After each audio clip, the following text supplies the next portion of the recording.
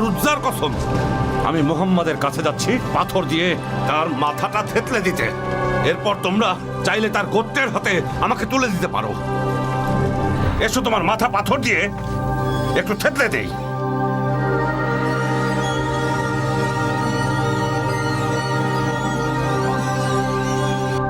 ওই অবিশ্বাসীরা কাবার দিকে কি করছে? আমাদের ধর্মের মতোই তো করছে, আবার বলে আমাদের চেয়ে আলাদা। হাশিম গোত্রকে মহাবিষ্ট করে রেখেছে।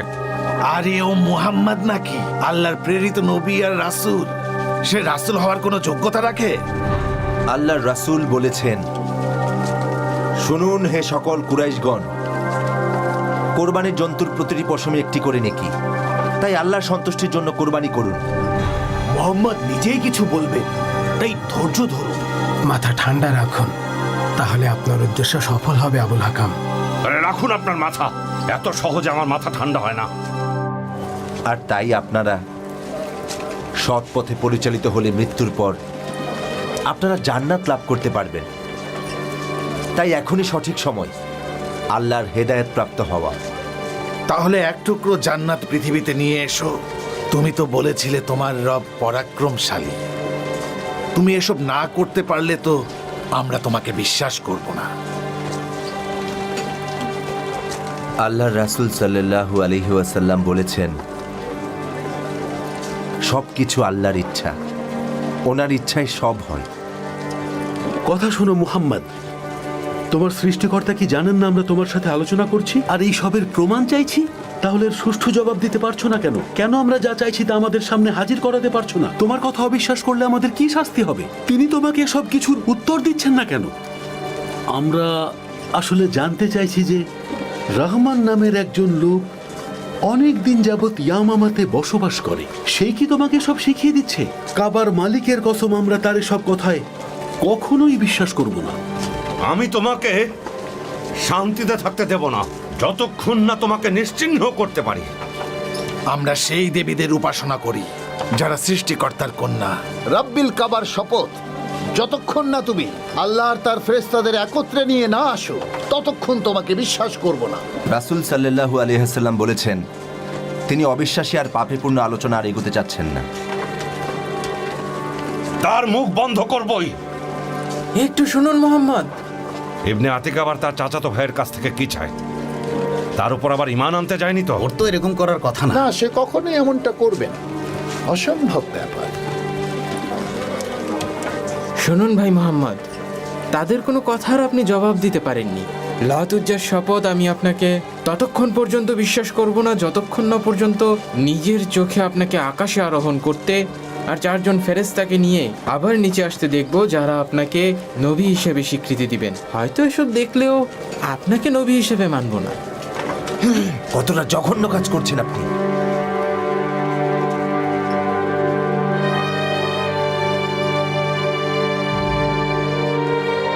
আপনি দয়া করে কষ্ট পাবেন না, আল্লাহর রাসূল। শোনো কুরাইশগণ, লাতার উজ্জার কসম বলছি, এখন কেউ জানো না তোমরা কিভাবে মুহাম্মদকে থামাতে পারবে। তোমার কোনো পরামর্শ আছে নাদের? যদি কোনো পরামর্শ থাকে তোমার, তাহলে আমাদেরকে সেটা নিঃসংকোচে বলতে পারো। কাবার মালিকের শপথ, আমার থেকে বেশি মুহাম্মদকে কেউ অপছন্দ করে না। সে না কোনো জাদুকর, না পাগল লোক, এমনকি কোনো কবি অথবা ভাগ্য গণনাকারীও না। এসব তোমাদেরই কথা, তাই আরো সাবধানে এগোতে হবে। তোমার কি মতামত বলো নাদের? তুমি হেরা, ইরাক, পার্সিয়া সহ অনেক দেশ ভ্রমণ করেছো। তার পরিচয় ছিল এমন কয়েকজনের সাথে আলাপ করব। আমি তাদেরকে আসফেন্দিয়ার আর রুস্তমের কাহিনী খুলে বলবো। মুহাম্মদ নিশ্চয়ই আমার থেকে ভালো গল্প বলতে পারে না। দেখি মানুষজন কার কথা বিশ্বাস করে। আমার তো মনে হয় তোমার ইয়াসরিবে যাওয়া উচিত নাদের। সেখানে ইহুদি পাদ্রীদের সাথে দেখা করে মোহাম্মদ সম্পর্কে ভালো করে জেনে আসা উচিত, কারণ তারা প্রথম পবিত্র গ্রন্থের অনুসারী এবং নবীর আগমন সম্পর্কে জানে। যাব অবশ্য। অতঃপর নাদের ইবনে হারিস আবি মুয়াতকে সাথে নিয়ে মদিনায় গমন করলেন।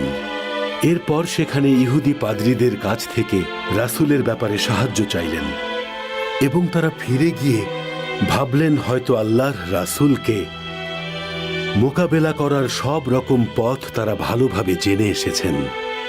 মহান আল্লাহ পবিত্র কুরআনুল কারীমে ইরশাদ করেছেন, যখন তার কাছে আমার আয়াতসমূহ তেলাওয়াত করা হয় তখন সে বলে এ তো পূর্ববর্তীদের কল্পকাহিনী।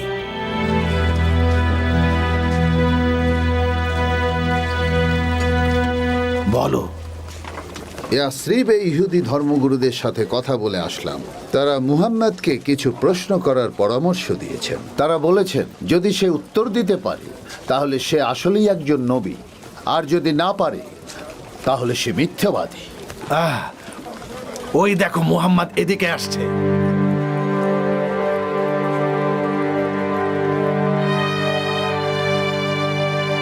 এই যে মোহাম্মদ,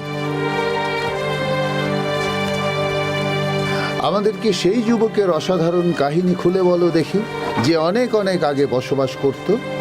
সেই লোকের কথাও জানতে চাই, যিনি পূর্ব পশ্চিমে সমগ্র বিশ্ব ভ্রমণ করেছিলেন, আর আত্মার সম্পর্কেও জানতে চাই। বলো। আল্লাহ রাসূল সাল্লাল্লাহু আলাইহি ওয়াসাল্লাম বলেছেন আগামীকাল এসব কথার জবাব দিবেন। সময় দিলাম। আল্লাহর রাসূল সাল্লাল্লাহু আলাইহি ওয়াসাল্লামের কাছে 15 দিন ওহী আসা বন্ধ ছিল। অতঃপর জিব্রাইল আলাইহি ওয়াসাল্লাম উনার কাছে সূরা আল কাহাফ নিয়ে আসলেন, যেখানে তিনি তার সকল প্রশ্নের উত্তর খুঁজে পেলেন। রাসূলুল্লাহ বললেন, আপনি কখন এসেছেন জিব্রাইল? আপনি খুব দেরি করে ফেলেছেন জিব্রাইল, আমি চিন্তায় পড়ে গিয়েছিলাম। জিব্রাইল আলাইহি ওয়াসাল্লাম বললেন, আমরা আপনার রবের আদেশ ব্যতীত অবতরণ করি না। যা আমাদের অগ্রে ও পশ্চাতে আছে এবং যা এই দুইয়ের অন্তর্বর্তী তা তাঁরই। আপনার প্রতিপালক কখনোই কোনো কিছু ভুলে যান না। মহান আল্লাহ বলেন, কোনো বিষয় সম্পর্কে কখনো বলো না যে ওটা আমি আগামীকাল করব। আল্লাহ ইচ্ছা করলে বলা ছাড়া যদি ভুলে যাও, তোমার প্রতিপালককে স্মরণ করো, প্রতিপালক তোমাকে সত্যের পথে পরিচালিত করবেন। মুহাম্মদ কেন দেরি করছে? মনে হয় সে কোনো উত্তর দিতে পারবে না। হামজা তো এদিকে আসছেন।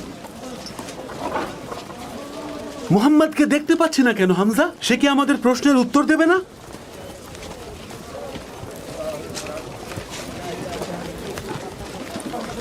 আল্লাহর রাসূল সাল্লাল্লাহু আলাইহি ওয়াসাল্লাম বলেছেন, তার উপর ওহী নাজিলের মাধ্যমে সকল প্রশ্নের উত্তর এসে গেছে। তাই শুনুন, ওহীতে বলা আছে, আপনি কি মনে করেন যে গুহা ও রাকিমের অধিবাসীরা আমাদের নিদর্শনাবলীর মধ্যে বিস্ময়কর?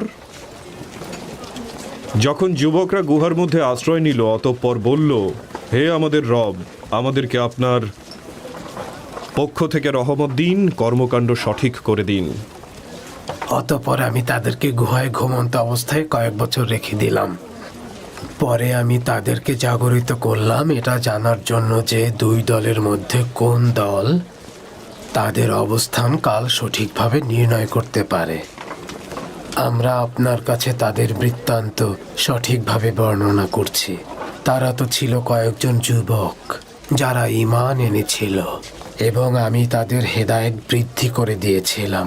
তারা যখন উঠে দাঁড়ালো তখন বলল, আমাদের রব আসমান আর জমিনের রব। আর আপনি দেখতে পেতেন সূর্য উদয়ের সময় সেটা তাদের গুহার ডান পাশ দিয়ে হেলে যেত, আর অস্ত যাওয়ার সময় সেটা অতিক্রম করে বাম পাশ দিয়ে। আর তারা গুহার প্রশস্ত চত্বরে অবস্থান করছে। এসব আল্লাহর নিদর্শন মাত্র। আল্লাহ যাকে সৎ পথ দেখান সে হেদায়েতপ্রাপ্ত, এবং আল্লাহ যাকে পথভ্রষ্ট করেন তাকে আপনি কখনো তাকে হেদায়েতের পথে আনতে পারবেন না। আর আপনি মনে করতেন তারা জেগে আছে, অথচ তারা ছিল ঘুমন্ত। আর আমি তাদেরকে ডানে বামে পাশ পরিবর্তন করে দিতাম।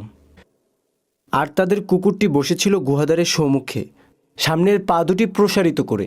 যদি আপনি তাদের দিকে তাকিয়ে দেখতেন তবে অবশ্যই আপনি পিছন ফিরে পালিয়ে যেতেন আর ভয়ে আতঙ্কগ্রস্ত হয়ে পড়তেন। আর এমনিভাবে আমি তাদেরকে জাগিয়ে তুলেছিলাম যাতে তারা পরস্পরকে জিজ্ঞাসা করে। তাদের একজন বলল, তোমরা কতক্ষণ ধরে এখানে আছো? তারা বলল, অল্প কিছুক্ষণ হবে। আর বলল, তোমরা কতক্ষণ এখানে অবস্থান করেছো সেটা তোমাদের রব খুব ভালো করে জানেন। মহান আল্লাহ তাআলা সত্য বলেছেন। আর তারা আপনাকে জুলকারনাইন সম্বন্ধে জিজ্ঞেস করে, বলুন অচিরেই আমি আপনাদের কাছে তার বিষয়ে বর্ণনা করব। আমি তাকে জমিনে কর্তৃত্ব দান করেছিলাম এবং উপায় উপকরণ দান করেছিলাম। অবশেষে যখন সে সূর্য অস্তের স্থানে পৌঁছল, তখন সে সূর্যকে একটি কর্দমাক্ত পানির ঝর্ণায় ডুবতে দেখতে পেল এবং এর কাছে একটি জাতির দেখা পেল। আমি বললাম, হে জুলকারনাইন, তুমি তাদেরকে আযাবও দিতে পারো অথবা তাদের ব্যাপারে সদাচরণও করতে পারো। সে বলল, যে ব্যক্তি জুলুম করবে আমি অচিরেই তাকে শাস্তি দেব। অতঃপর তাকে তার রবের নিকট ফিরিয়ে নেওয়া হবে, তখন তিনি তাকে কঠিন আযাব দেবেন। আর যে ব্যক্তি ঈমান আনবে এবং সৎ কাজ করবে তার জন্য রয়েছে উত্তম পুরস্কার। আর আমি আমার ব্যবহারে তার সাথে নরম কথা বলবো। তারপর সে এক উপায় অবলম্বন করল। চলতে চলতে যখন সে সূর্যোদয়ের স্থলে পৌঁছল, তখন সে দেখল সেটা এমন এক সম্প্রদায়ের উপর উদয় হচ্ছে যাদের জন্য সূর্যতাপ হতে কোনো অন্তরাল আমরা সৃষ্টি করিনি। বলুন, আমার রবের কথা লেখার জন্য সমুদ্র যদি কালি হয়ে যায়, তবে সমুদ্র নিঃশেষ হয়ে যাবে আমার রবের কথা শেষ হওয়ার আগেই। যদি অনুরূপ আরও সমুদ্র নিয়ে আসা হয়, বলুন আমি তো আপনাদের মতোই একজন মানুষ যাকে ওহী প্রেরণ করা হয়। আপনাদের ইলাহ কেবল এক ইলাহ, সুতরাং যে তার রবের সাক্ষাৎ কামনা করে সে যেন প্রতিনিয়তই সৎকর্ম করে যায় আর রবের ইবাদতে কখনোই কাউকে শরিক না করে। তারা রূহ সম্পর্কে প্রশ্ন করলে বলুন, রূহ আমার রবের আদেশ ঘটিত। এ বিষয় সম্পর্কে তোমাদের জ্ঞান অতি সামান্যই। এগুলো হচ্ছে আপনাদের করা প্রশ্নের বিস্তারিত উত্তর, যা কোনো মানুষ কখনোই জানতে পারে না, কারণ এটি আল্লাহর পক্ষ থেকে তার রাসূল সাল্লাল্লাহু আলাইহি ওয়াসাল্লামের উপর প্রেরিত ঐশ্বরিক বাণী। তাই যার ইচ্ছা হয় সে মুমিন হোক কিংবা অবিশ্বাসী থেকে যাক।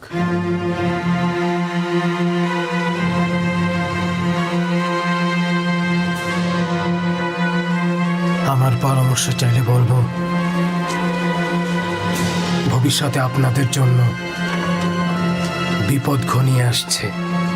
মহান আল্লাহ তাআলা মুশরিকদের সম্পর্কে রাসূল সাল্লাল্লাহু আলাইহি ওয়াসাল্লামের উদ্দেশ্যে তিনি বলেছিলেন যে যখন তারা পাহাড় সরিয়ে দিতে, ভূমিকে বর্ধিত করতে আর পূর্বপুরুষদের পুনরুজ্জীবিত করতে বলল, আল্লাহ বলেন, যদি কোরআন এমন হতো যা দ্বারা পর্বতকে গতিশীল করা যেত, অথবা জমিনকে টুকরো টুকরো করা যেত, অথবা মৃতের সাথে কথা বলা যেত, কিন্তু সব বিষয়ই আল্লাহর এখতিয়ারভুক্ত।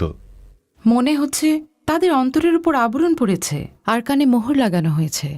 এভাবেই মহান আল্লাহ তাআলা পাপীদেরকে শাস্তি দিয়ে থাকেন। চোখের সামনে সত্য থাকতেও দেখতে পাচ্ছে না, অথচ তারা বিজ্ঞতার দিক থেকেও সব আরবদের উদাহরণ ছিল। আমার ভাই উমরের জন্য খুব খারাপ লাগছে। উমরের জন্য? হ্যাঁ, উমর। আল্লাহর শপথ, উনি একজন বিজ্ঞ, শক্তিশালী আর কোমল হৃদয়ের মানুষ। আমি মন থেকে চাই আল্লাহ উনার অন্তরাত্মা খুলে দেব। আমিন। আল্লাহ তাআলা নিশ্চয়ই ওনাকে সঠিক পথ দেখাবেন। আমার শুধু আল্লাহ রাসূলকে নিয়েই ভয় হচ্ছে ফাতিমা।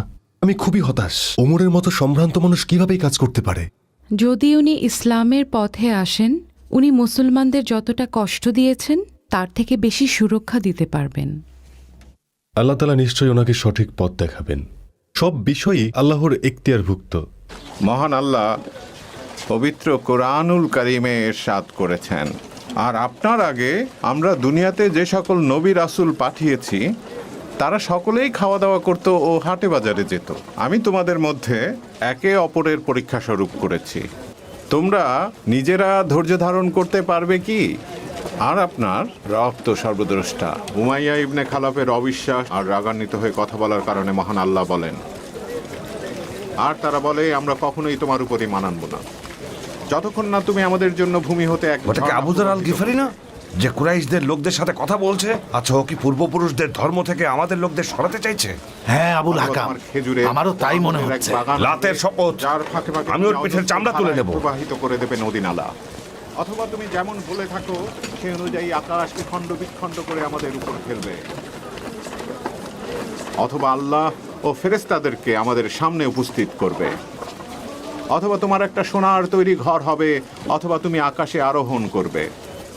কিন্তু তোমার আকাশ আরোহণেও আমরা কখনো ঈমান আনব না যতক্ষণ তুমি আমাদের প্রতি এক কিতাব নাজিল না করবে যা আমরা পাঠ করব।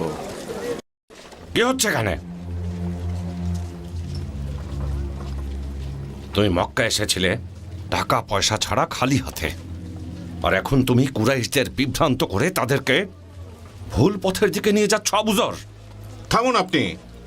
আল্লাহ আপনার কাছে সত্য ধর্মের বাণী পাঠিয়েছেন, তারপর অবিশ্বাস করছেন? আল্লাহর শপথ আপনাদের বিপদ আসছে। শুনুন আবুল হাকাম, আমাদের যদি হত্যাও করে ফেলেন তবু আমাদের ধর্ম ছাড়ব না।